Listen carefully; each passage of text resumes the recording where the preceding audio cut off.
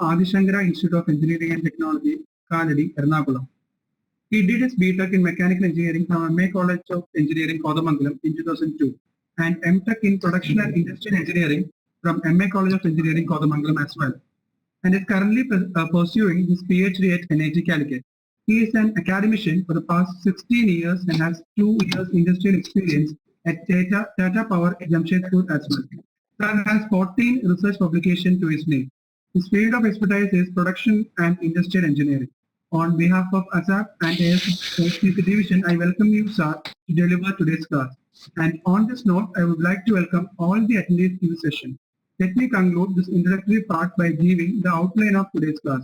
The entire 1 hour class will be divided into 2 continuous sessions, and each session will have 20 minutes of lecture and 10 minutes of question and answer interaction respectively.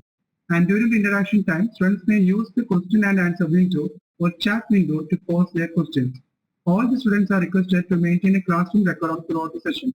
Professor Eldos KKSR will be available online throughout the entire 1 hour session. After the class, the students leaving the event will be prompted with a feedback form. I request all the students to fill the feedback form as and when it is displayed after you exit the class. Sir, you may please start the session. Thank you. First of all, I extend my sincere thanks to the whole team of ASAP, especially Ashish, for giving me this opportunity. And from my side, I express my sincere thanks to the ASAP team. A very warm welcome to all of you in this session on material handling. And today's topic is cost reduction, maintenance, safety, and ergonomics of material handling equipments. And the contents of today's session is introduction about the topic, then cost consideration of material handling equipments, then maintenance, then safety aspect of material handling equipments, and ergonomics aspect as well. So material handling, during the last session, we detailedly elaborated what is material handling and what is material handling systems and all about. The material handling means the movement of the material and storage, its control throughout the production process. Apart from the production, the warehousing. Warehousing means the inventory. The material where material is stored in a particular place is called warehousing, and it is termed as inventory. After inventory, it is being distributed to the concerned customer. So throughout these processes, altogether is known as material handling. And what is material handling cost? Which means the cost involved in all these processes, like the movement of the material from one place to another place, and its storage in the form of raw material, in the form of in-process material, finished stock, and its control as well. Then it is being stored in a particular place called inventory, where we term it as warehousing. Then for storing the material, cost is involved. And from that, it is being distributed to the concerned place. Distribution cost is also involved. So the material handling cost consists of all these factors. And the next point is very important. Around 20 to 60% of total cost of production has been contributed by material handling cost, which means if you take an industry like construction industry, where the material handling cost is very high compared to the actual production. So in the industry like construction industries and other type of industries, around 50% of the total cost is occurred because of the material handling cost.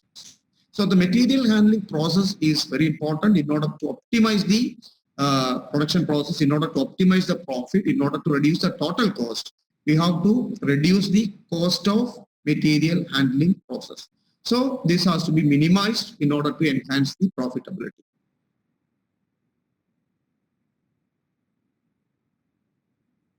As I mentioned, in some industries, especially I mentioned the construction industries and other big industries, the ratio of handling cost to the processing cost is very large. It is a ratio. In numerator it comes the ratio, the handling cost, and in the denominator it is processing cost. So if the ratio is large means the handling cost is large. So in such industries, in order to minimize the total cost, this handling cost has to be minimized. So a properly designed and integrated material handling system will provide this opportunity as well as it will meet the customer requirement. So in order to meet the customer requirement as well as in order to reduce the total cost of the production system, we have to design and integrate a good material handling system. And the cost considerations of a material handling system. So reduction in total cost of material handling is achieved either by reducing material handling or by improved handling procedure. In this particular definition, there are two terms. We have to emphasize two terms. One is reducing material handling as well as improve the handling procedure. Both are very important in order to reduce the cost of material handling. Next, we will discuss what are the terms involved in cost consideration. It is very simple and self-explanatory also. The first term is initial cost of the equipment. Initial cost of the equipment is nothing but the actual cost of the material. So according to the requirement of a particular industry, we have to purchase the equipment. The cost is different for different equipment. So initial costs will come. Then installation cost. Installation cost is nothing but the erection cost, or that particular equipment has to be installed in that particular industry. In many cases, this installation cost is met by the manufacturer, or partially it will be met by the manufacturer. The third is operating cost of the equipment. Operating cost mainly includes the training of the staff. I tell you an example. Suppose we purchase a new equipment. Suppose an automized equipment or a new invented equipment or a high technology equipment. So we have to give specific training to the faculty or staff who is involved in the operation process. So for that training, some cost is involved. Then supervision cost will come under operation cost. Then power cost will come. Then labor cost will come. All these comes under this operating cost. The next cost involved is maintenance cost. Maintenance cost means it is very clear. In order to maintain the equipment properly, in order to maintain their function properly, we have to do some maintenance, periodic maintenance, some day-to-day maintenance. We have to do that. Maintenance, it will come in the subsequent slides. That topic is one of the important topic of this particular module. So maintenance we will discuss in detail. But in cost consideration, we have to consider the maintenance cost also. Then last cost involved is depreciation cost. Depreciation cost means during the day-to-day operation of the equipment, the wear and tear may occur, as well as the obsolescence will come. So whenever we need to purchase a new one instead of the existing one, we have to consider the depreciation cost. So these are the 5 cost considerations while reducing the material handling cost. The initial cost of the equipment, installation cost, operating cost, maintenance cost, and the depreciation cost. Then next topic is method to reduce the material handling cost. Then what are the strategies, what are the methods we can implement in order to reduce the total cost of the material handling? The first aspect is optimize the space. Optimize the space means whatever space is available for the current scenario. Suppose we are running a production layout or production process we are running. We have a particular machines are there, materials are there, workforce is there. And according to the current strength, we have to optimize the space. Sometimes, suppose we need to grow our industry, grow our firm. So we have to update some new technology. So what we will do is we have to increase the space if required, or sometimes we need to reduce the space required. So according to the requirement, according to the strength availability, we have to optimize the space. That is what is meant by the first term. The second time is reduce touch labor.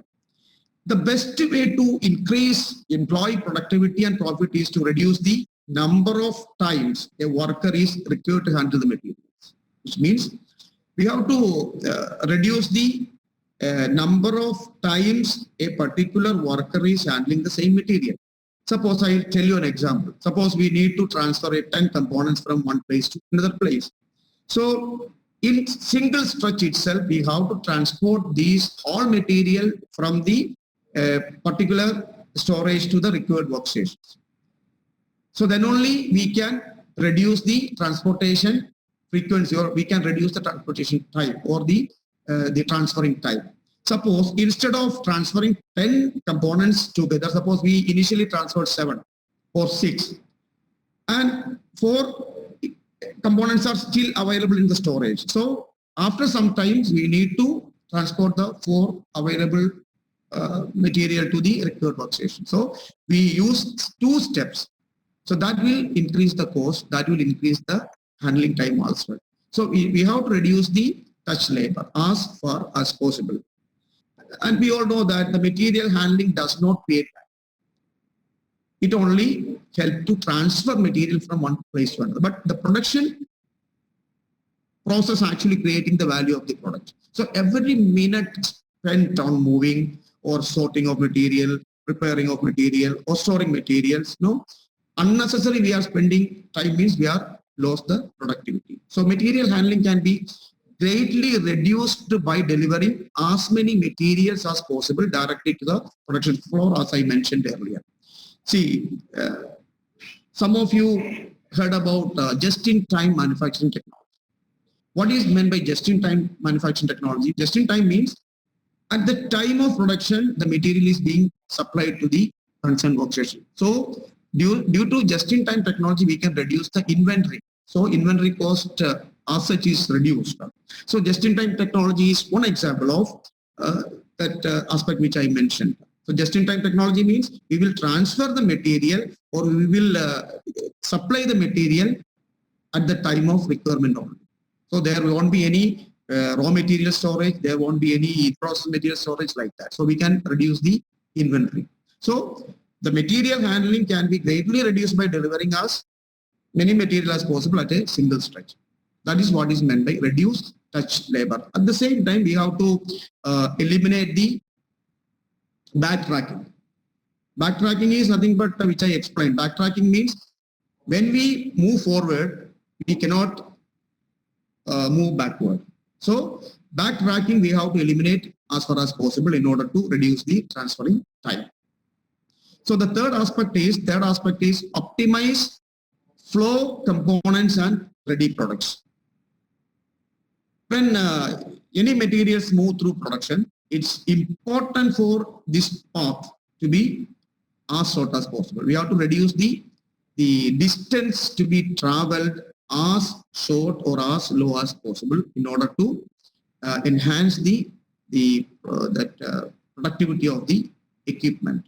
So we have to optimize the flow of the components. We have to assign a particular path or particular route for the movement of the material, and as well as the time spent in transporting materials from different operations on the assembly floor is the time spent not in production.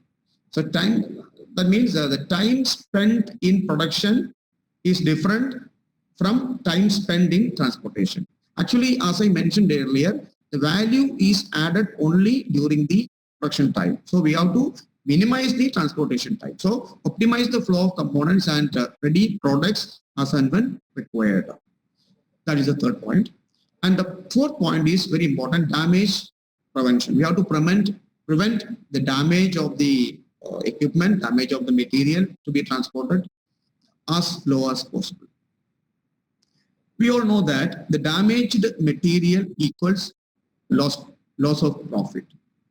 Proper storage procedures, including monitoring shelf life, the temperature, moisture level, all these things to be considered when we think about the damage prevention. So damage prevention means when the material is being transported, so we have to take care of the safety of the materials. When we transport equipment, so when we transport different materials, the damage of the equipment also we have to be considered very serious. In both aspects, we have to take necessary steps to prevent the damage. Then best storage conditions. Best storage condition means, some material, we have to eliminate humidity. Humidity is not required, or some temperature control we have to ensure for some material. So we have to ensure best storage condition for keeping the material in safe and good condition. Then monitor and reduce error rate.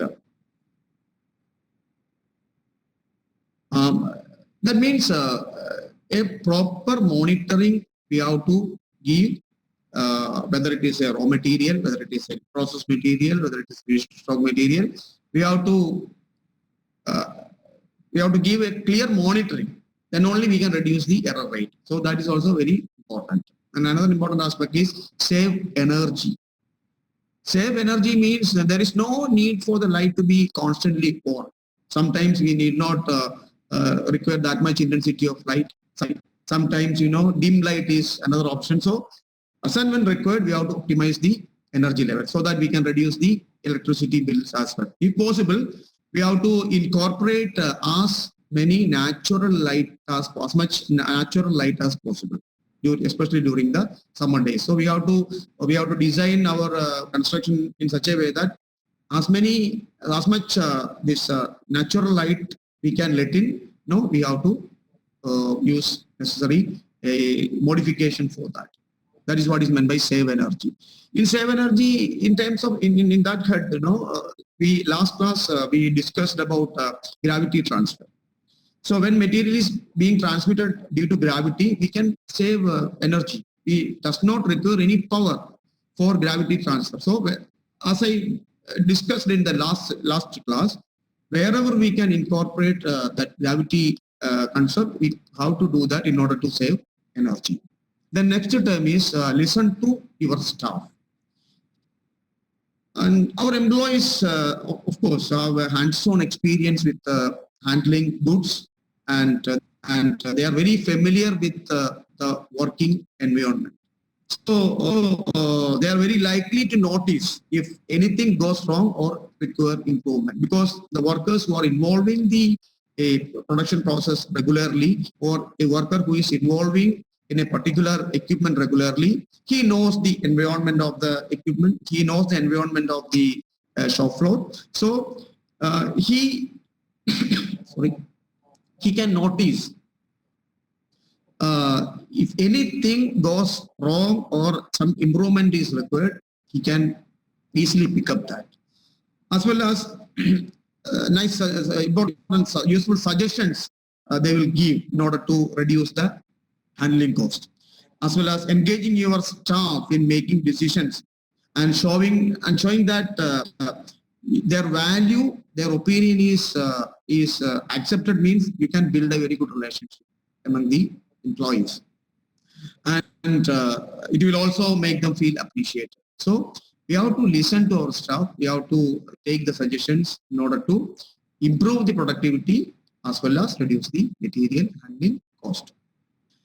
Then continue monitoring and supervising. That is, as I mentioned, if the material to be stored in a particular period of time, a continuous monitoring and supervising is required. Then next important point is invest in new technologies. We do not afraid to incorporate new technology. So when we incorporate new technology, definitely that will enhance the production capability, as well as it will reduce the material handling cost. So whenever we need to establish a new technology, whenever we need to mechanize or partially mechanize the system, we have to adopt that technology in order to enhance the productivity and reduce the material handling cost. The next topic of the session is maintenance of material handling equipment.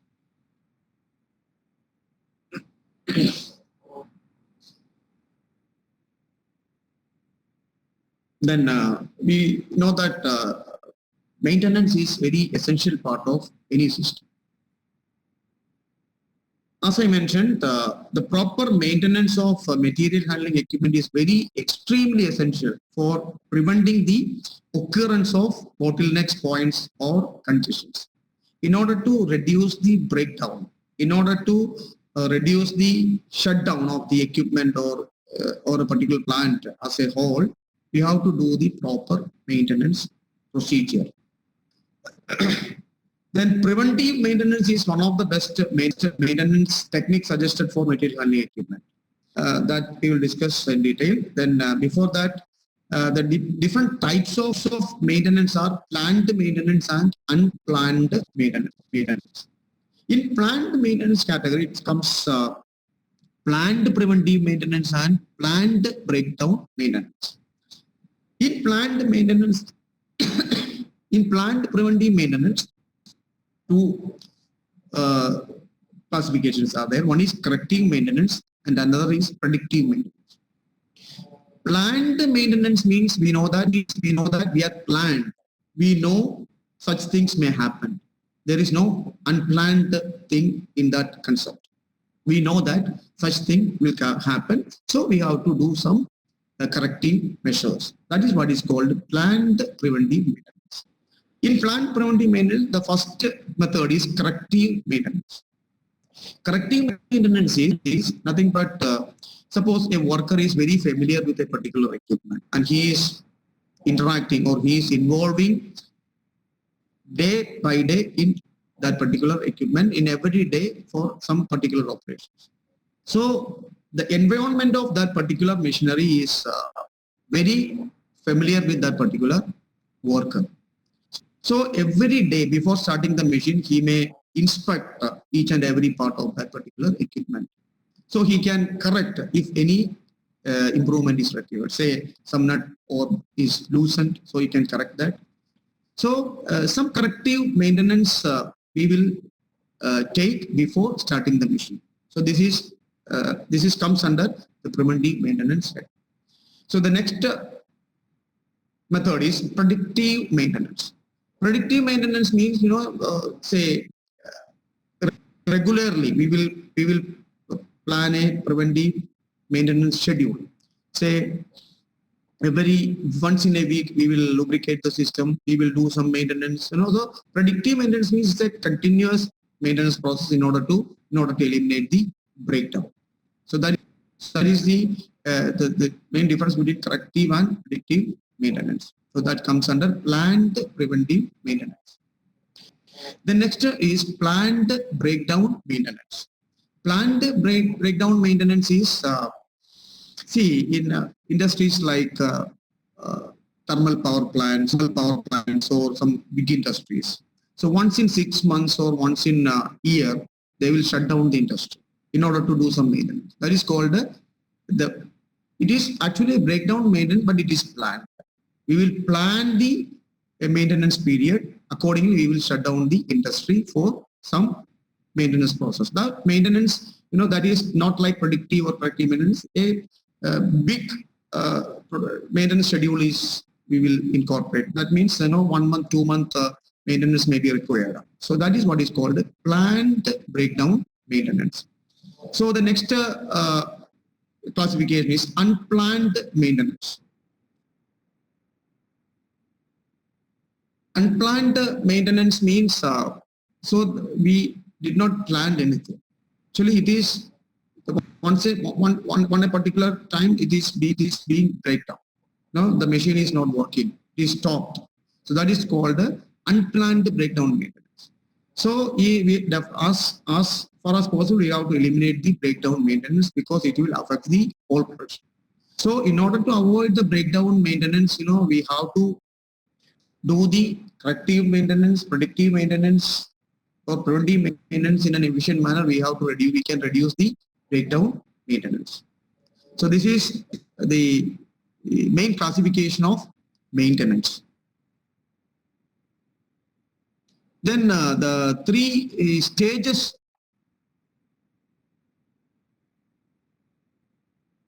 Then 3 stages of preventive maintenance. Preventive maintenance is, as I mentioned, it is being classified into 2 types. One is corrective maintenance and another is predictive maintenance. Corrective maintenance, as I mentioned, day to day we can do some inspection and we can correct the system. Predictive maintenance means we can predict the failure. We can predict the failure. Say because of some condition monitoring, because of some sensors, when we implement some sensors, we can predict the maintenance. So after 6 months or after 1 year, this problem may occur because of vibration. So bearings may be damaged. So we can analyze all these things from the sound from the equipment. If the sound is very high, vibration is high, so that we can conclude that some bearing is not properly working. So we can correct that. So some predictive analysis we can do using some sensors and other things. That's already we discussed. That comes under this preventive maintenance. And the 3 stages of preventive maintenance are: one is inspection, then repair, then overhaul. These are the 3 aspects. What is inspection? Inspection means all parts, open or covered, are inspected for wear and tear. Worn out, or some unworkable components like ropes, wheels, bearings, bolts, etc. are removed. Brakes are adjusted. Some lubrication is provided whenever necessary. So inspection is the physical inspection. Then the second one is repair. So the repairable parts of the system after inspection are corrected for small repairs and minor defects are rectified. After inspection, so we may conclude that this particular component is required, needs some repair, some minor defects are there, so that has to be corrected. So these aspect comes under the repair. Repair comes after inspection. Systems like, say, open gear transmission, couplings, riveted or bolted joints, these are the components may be repaired after inspection. So repair comes after inspection. And the third aspect is overhaul. Overhaul involves the dismantling the complete mechanism. You have to disassemble the complete mechanism and replacing all damaged components in that instantly. So overhauling means we have to dismantle the complete mechanism and replacing all damaged components. Say crane structure, buffers, rails, open gear transmission, pulley blocks, etc. Suppose some damage occurs, we cannot correct it because of safety aspect. So we have to replace that. Some components we have to replace instead of being repaired. So such a process is called overhaul. So these are the 3 stages of this preventive maintenance. One is inspection, one is repair, and another is overhaul. So I will discuss these 3 stages of some equipments. First, we will discuss hoist and cranes. So we will discuss in that particular material handling equipments, how do we handle inspection stage, repair, and overhaul. As I mentioned, already mentioned, all parts open or covered are inspected for wear and tear. If any part is worn out, or any unworkable components like wire ropes, wheels, bearings, bolts, etc. that are removed. And if required, some brakes are adjusted and lubrication is provided whenever and wherever is necessary. And repair. The repairable parts of the system after inspection are corrected for small repairs and minor defects are rectified, as I mentioned. And overhaul is already explained. We have to change the whole mechanism or whole component instead of repairing.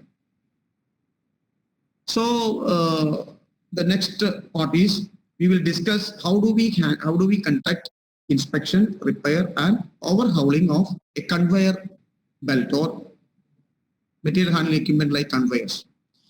So in the conveyors, we know that the belts and rollers, which are the essential part, we have to ensure the tension of the belts and rollers of the conveyors. Unless it is properly tight, the tension is not up to the level of requirement, the material or the work placed over the belt may be slipped out. It may be slipped. So we have to ensure the tension of the particular belt material and wear and tear as well. If the belt material is wear and tear is high, there is a possibility of break the material. So we have to inspect all these things. Basically, we can inspect all these things, whether it is tight, the tightness is up to the level of requirement, the wear and tear is not there, then we have to ensure all these things. Then we can, suppose a gearbox is there, so we can properly lubricate that gearbox. Then various fasteners are tightened. Suppose if any nut or some fasteners require some tightness, we can do that. Then importantly, safety guards are checked. So when workers are operating in heavy machines, some distance we have to ensure. So safety guards are being placed. So we have to ensure whether the safety guards are placed properly, and we have to check it and correct it during the inspection stage. Then the repair stage, as I mentioned, the rollers and belts, we have to check it, adjusted or repaired. If the tightness is not there, we have to tighten the material, we have to increase the tension of the belt. If wear and tear is there, if it is beyond the allowable level, we have to change the belt material and we can replace a new one. So couplings, then packings, safety guards, steel structures, then gear transmission, then bearings, then fastener joints, all these things, all these small components are adjusted or repaired as per their conditions. We have to do that. Then overhauling. Overhauling means we have to change the component completely. In a conveyor system, we can completely dismantle the conveyor system. The components which are worn out and beyond repair, like the belt, as I mentioned, bearing, sometimes the bearing has to be replaced, then packing, then oil seals, then rollers, drums, fasteners, etc. If that components require an immediate replacement, we have to do that. That is what is called overhauling. So 3 important stages of preventive maintenance are inspection, repair, and overhaul. Then another material handling equipment is industrial trucks. So how do we do these 3 stages? Industrial truck, normally it is electrically operated, battery operated. So we have to ensure the battery and battery charging system. We have to ensure the brakes. We have to ensure the transmission. We have to ensure the clutch and shift linkages, wheels condition, steering condition especially, and also fuel and hydraulic system leakage, etc. All these things we have to take into consideration when we do the preventive analysis of our industrial trucks. Okay, these are the 3 equipments: cranes, then conveyors, and industrial trucks are included in this presentation. Then next topic is safety in material handling. Whether we need a break? Any questions? No, sir. Any questions? As of now, we haven't received any questions, sir. So please continue, sir. Okay, I can continue, right? Yes, sir. Yes, sir. We can please continue. Okay. So the third topic of today's session is safety in material handling. The safety principles of material handling demands the handling methods and handling equipments must be safe. A safe materials handling means the activity is free from recognized hazards that can cause or likely to cause physical harm, including death of employees or public damage to material. So safety department is an important department of any industry, especially in material handling system. We have to take care safety seriously. So any worker who is working in an higher side, proper helmet he has to wear, proper belts he has to wear, and all necessary steps for safeguarding the person himself as well as safeguarding the other components, we have to ensure the safety measures. Then materials should always be handled such that injuries or damages are brought into minimum. When we handle any material, whether it is a raw material, whether it is a finished material, we have to handle it safely.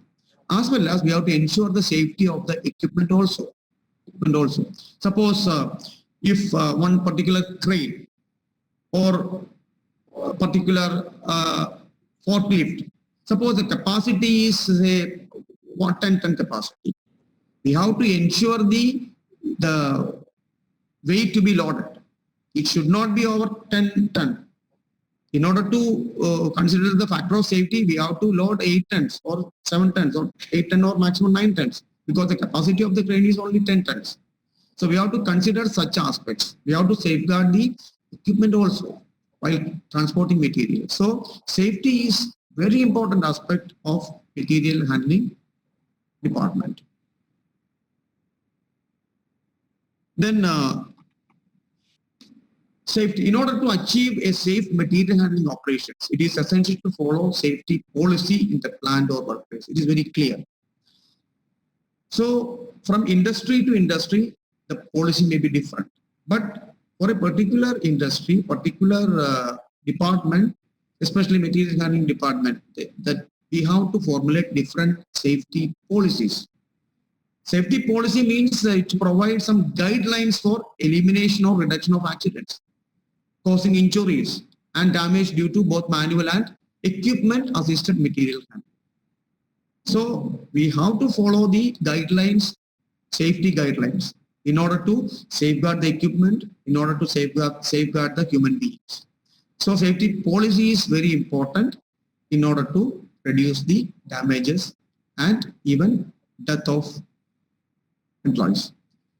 The safety policy generally include the training provisions, then guidelines for manual and equipment assisted material handling, as well as material storage. It also provides guidelines on housekeeping, securing load on vehicle, as I mentioned, then firefighting is very important. Requirements of guarding, illumination, labels, sign marking, etc. So this signboards, then labels, all are very, very important. We have to give proper instructions, proper boards, wherever it is required, we have to do that. Firefighting is also very important. Like, see, in industries, this firefighting department or firefighting system is very capable. Like fire extinguisher, wherever required, we have to install fire extinguisher. So in different types of fire extinguisher, I'm not going to elaborate on that. Different types of fire extinguisher we have to install different locations according to the requirement. Then securing load on vehicles. So as I mentioned, we have to consider the capacity of the vehicle or capacity of the equipment. We should not overload the equipment, should not overload. So there should be a proper guidelines for all these things. So we have to follow the guidelines in order to safeguard the whole system. Then the safety policy may also specify the responsibility towards safety protocols of various personnel and departments of an organization.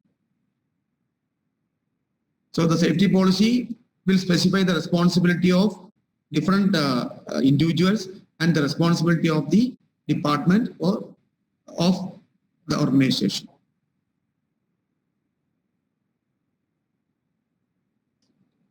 So in India, the safety policy are being formulated from different acts and rules.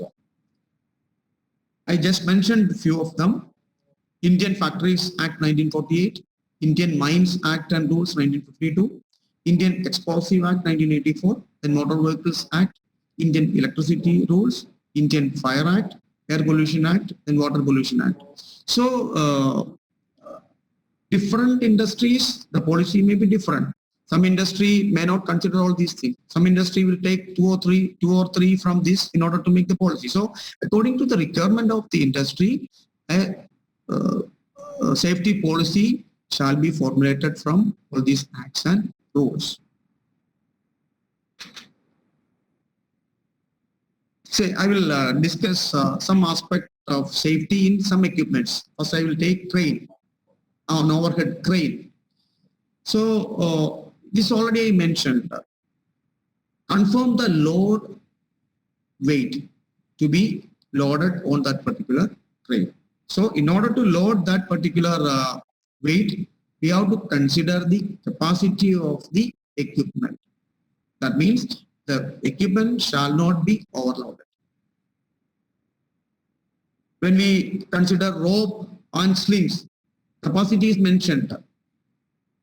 We cannot load over the allowable limit. So we have to consider the safety of all these equipments considering its capacity and capability. Then select the right sling for each lift.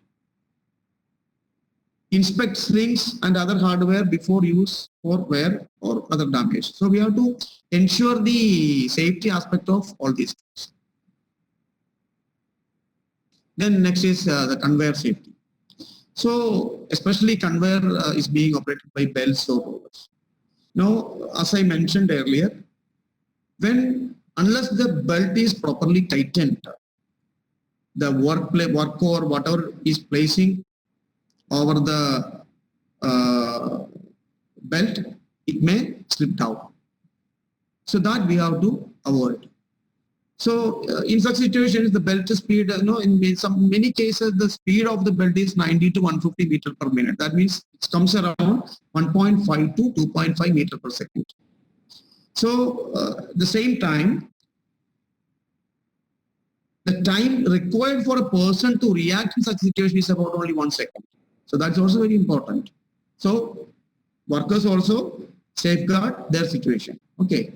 So workers should work on conveyors when it is locked or tacked out.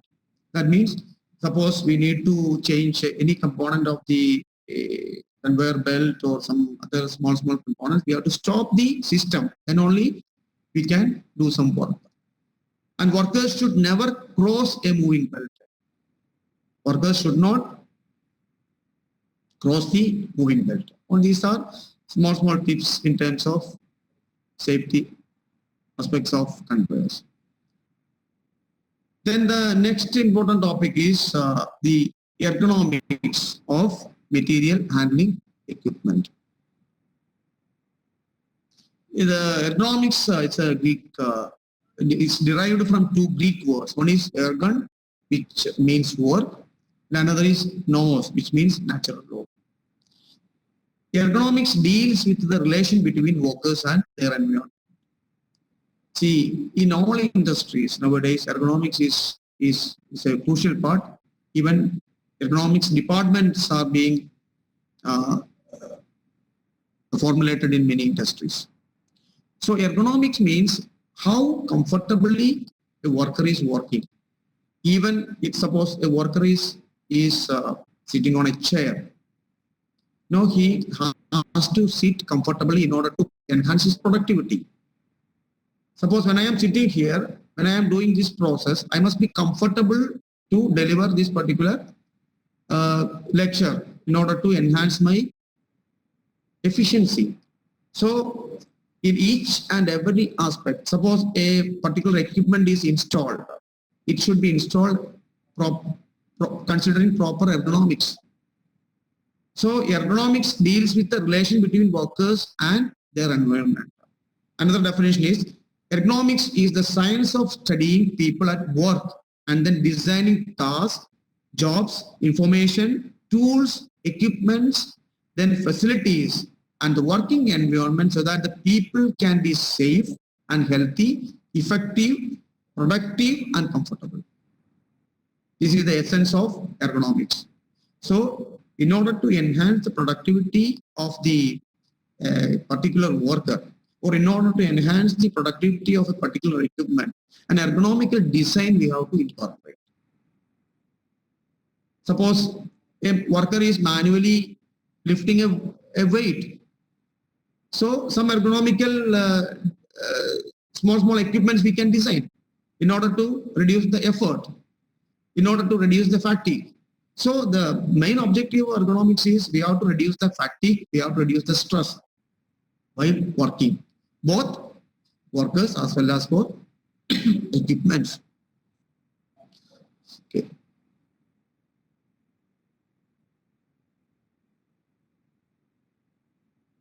Next is objectives of ergonomics, which I already mentioned, to enhance the efficiency and effectiveness with which the activities is carried out so as to increase the convenience of use, reduce the errors and increase the productivity. So this is the one of the main objective of ergonomics, that is to enhance the productivity as well as reduce the errors as well as enhance the healthy condition of the worker. Then the second objective is to enhance certain desirable human values, including safety, reduced stress and fatigue, as I mentioned, and improve the quality of life.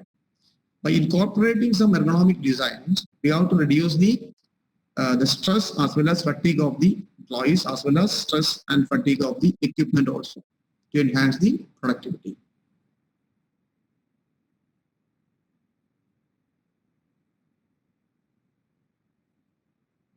Then important ergonomic considerations are, major ergonomic consideration for making a job comfortable are, one is human body structure, then manual handling of equipment, then work posture, work environment. Already I explained that. Human body structure means, so whenever we are working, whenever any worker is working in a plant or operating an equipment, his body structure, body posture, all these things are to be ergonomically operated in order to reduce the cost.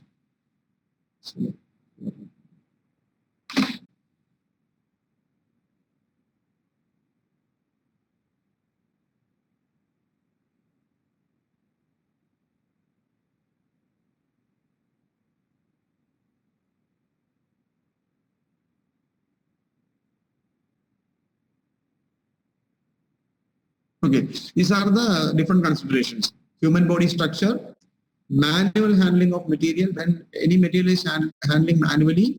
So wherever possible, ergonomic aspects we have to consider. Then work posture is very important in order to reduce the fatigue and stress. Then work environment is also a major factor when considering ergonomic aspect.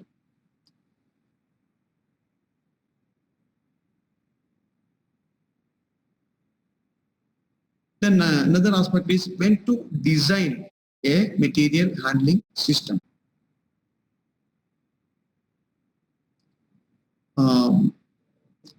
The different situations are, a new product is being planned to manufacture, change in the existing product design requiring a corresponding change in the layout, then obsolescence of facilities, then frequent accidents, then adoption of new safety standards.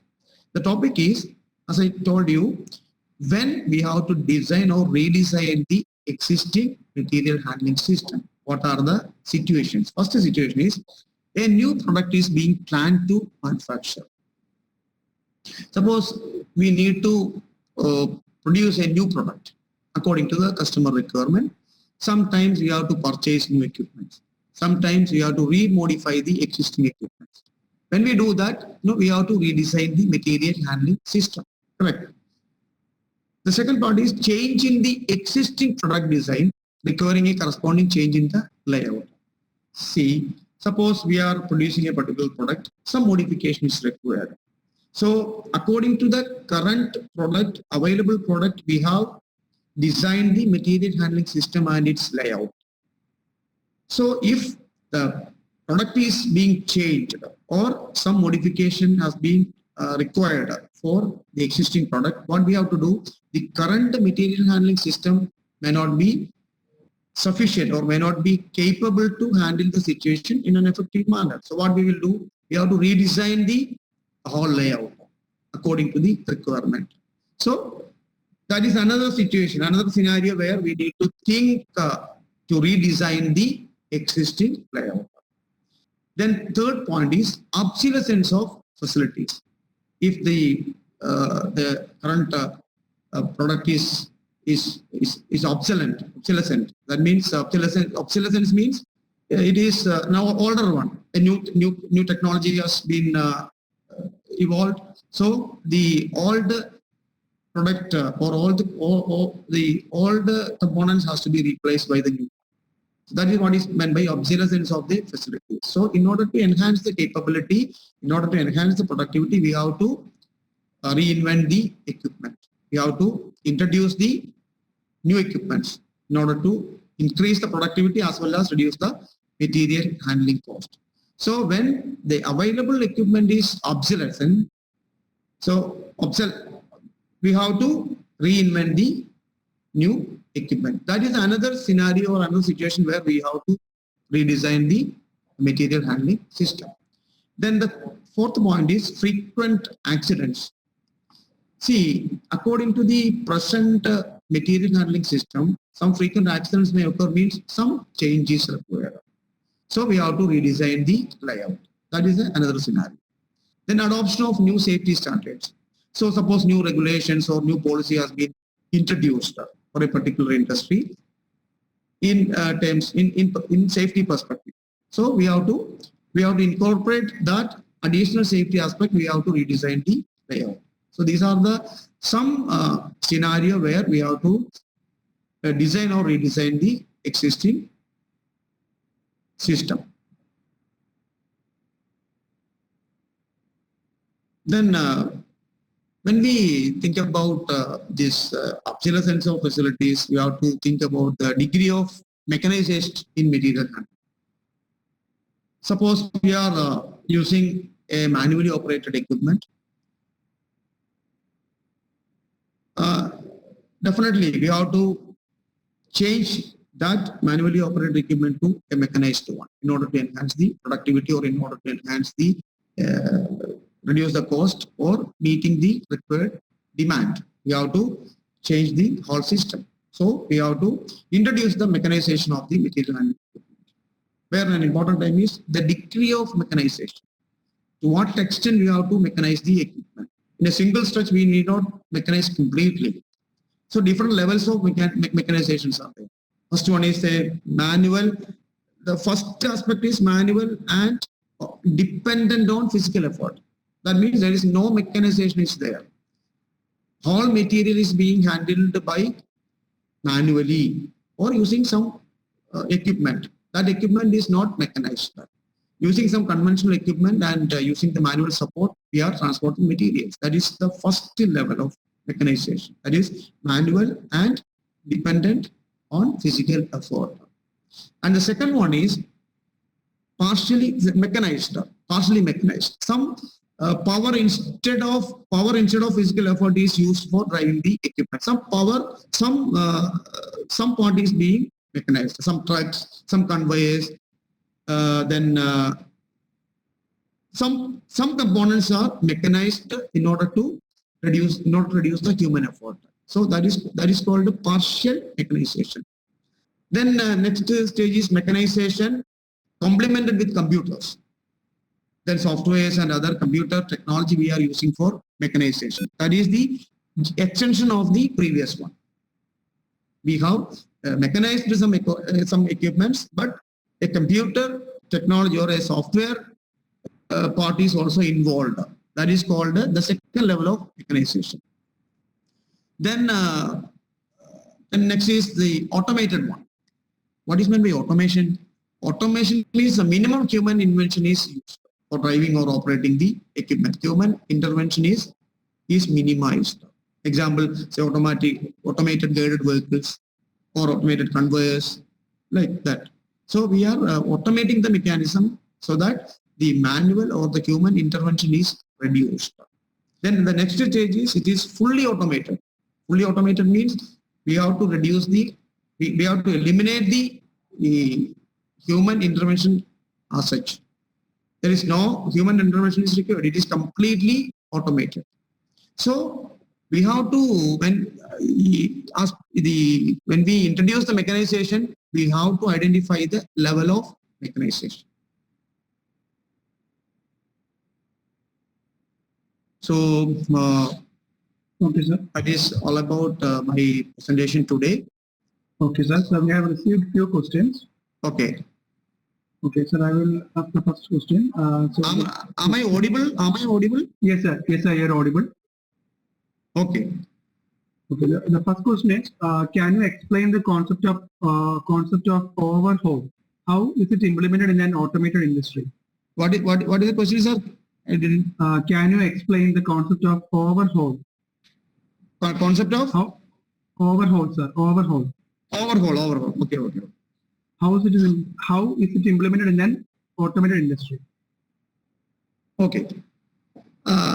It's a very good question. Overhaul means, as I mentioned, we have to replace the component completely. It is not a repairable condition. We have to replace the component. See, in automated industry, if we overhauling a component means it is completely stopped. But nowadays, the important aspect is, see, the lifespan of many equipments is 15 years, 20 years, like that. So that overhauling aspect is minimized as much as possible in many automated workers. But even though it is being completely automated, it is a very precision equipment, high cost equipment, but due to some periodic inspection and some other intervention of the quality check, we can identify some errors or some problems may occur in future that we can identify. Accordingly, we can take some corrective steps. But in many of the mechanized and completely automated industry equipments, the lifespan is very high. So we can ensure the quality and the safe condition for a long period of time. Is it clear? Yes, sir, that was clear. The next question is, what is the role of PLC in safety and material handling? What is the role of PLC in safety and material handling? PLC. Yes, sir. What is the role of PLC in safety and material handling? What is the role of? I didn't get that question. So what's the role of PLC, Programmable Logic Controller, in PLC. safety? Yes, sir. Okay. The programmable logic control means that is, when we can many situations we can use some sensors, some other equipments for sensing the situations. So in all that aspect, these logic controls are very much essential, especially in material handling. So some guided routes we can fix that using this PLC and other things. We can guide the component in an optimized path. So all these things we can improve using PLCs and other automated controls.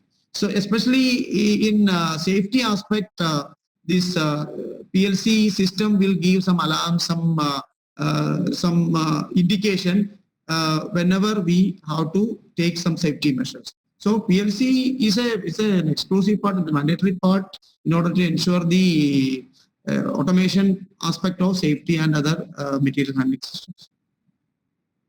Okay, so that was clear. The last question is, can AI-based technologies used for improving safety and ergonomics?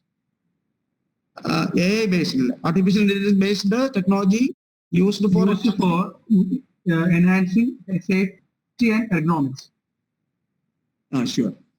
So definitely the AI and ML are the evolving area. It is being applied in all sectors, irrespective of the sectors. In all sectors, artificial intelligence and machine learning techniques is being adopted. These machine learning techniques we can incorporate in order to have some predictions as well. When we can collect as many data as possible for a particular equipment. Suppose some failure even we can predict using this AI and ML. For that we need as many data from a particular equipment. its working condition, its safety condition values. If we get all these values, even we can predict the performance of the equipment, even we can predict the failure, even we can predict the breakdown also. So AI is going to be an integral part of this material handling, especially automated material handling systems. Okay, Is it sir. clear? I have received that. Yes, sir, it was clear. I have received another question. It's from Derin Daniel. He has asked, when designing an equipment, how do we consider maintenance precautions? Okay. I will repeat, sir. When designing an equipment, how do we consider maintenance precautions? Okay. See, equipment to equipment, the maintenance procedure is different. So normally when we purchase an equipment, there is a clear procedure for maintenance. At what time the lubrication is required, at what time that replacement is essential. So all these that working procedure manual is there within the is along with the equipment. When the system becomes older, when we use the machine for a long time, its performance comes down. Then we have to think our own strategy for some maintenance schedule for that particular equipment. But during the initial period, the manufacturers supply manufacturer will give the correct maintenance schedule for that particular equipment. So that aspect we need not worry about that. But according to the requirement of the industry, according to the nature of operation, we can remodify the maintenance schedule in order to enhance the performance of the machine. Okay, sir. Sir, as we have reached the end of the session, I would like to conclude this class. Thank you, sir, for this wonderful session. Indeed, it was an informative one. On behalf of ASAP, and I personally express our sincere gratitude to you, sir, for sparing your time and sharing your valuable knowledge with us during this lockdown situation. The unanswered questions raised by the students will be answered and it will be available at the ASAP website, and the recorded video of the class will be available at ASAP official YouTube channel within a couple of days. Dear participants, while leaving the session, you will be prompted with a feedback form from WebEx designed by ASAP. So I request all the participants to fill up the form while leaving the session in order to mark your attendance. Thank you, dear students, and thank you all. Thank you. Thank you very much. Thank you very much.